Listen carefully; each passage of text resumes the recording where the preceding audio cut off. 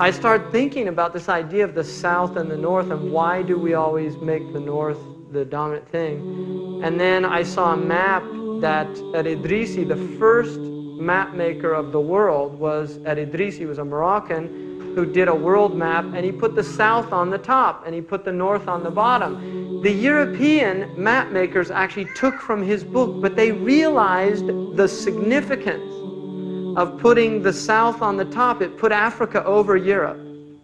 And so they actually flipped it over and made their maps with the north on the top.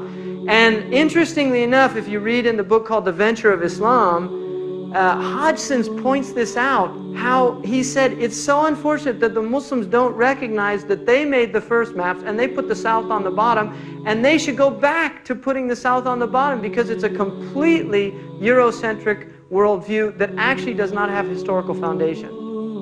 And so we should make maps that have Africa, right, on the top, and then Europe on the bottom. And we say, I'm going down to Europe and up to Africa, right? So we have to say, I'm going up to Los Angeles and down to San Francisco, because in Arabic, you actually do say the south is up. In fact, they call southern Egypt Sa'id, which is upper Egypt. And northern Egypt is lower Egypt. Ihbitu Misra, go down to Egypt, right? And also in Libya, they say it as well. They say Nas'ad al-Qibla, we're going up south. Wanzil al-Bahr, we're going down to the ocean, which is in the north. So this is traditional cosmology. And don't think this is insignificant, the impact that seeing maps all your life with Africa on the bottom. Yeah. And then the other thing about a southern map, nothing's over Arabia. That's another thing about it. Look at a southern map, because I have one that was printed in Australia, because the Australians caught on to this. And they said, why should we be down under?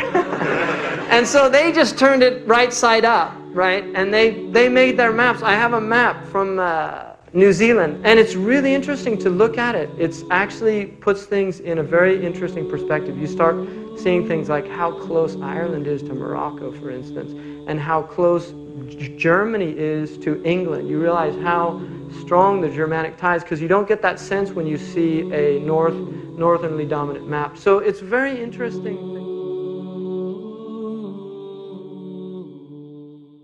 شمس روحي وحي ربي جنتي وحياة قلبي فرحتي القرآن حبي نور دربي وأماني شمس روحي وحي ربي جنتي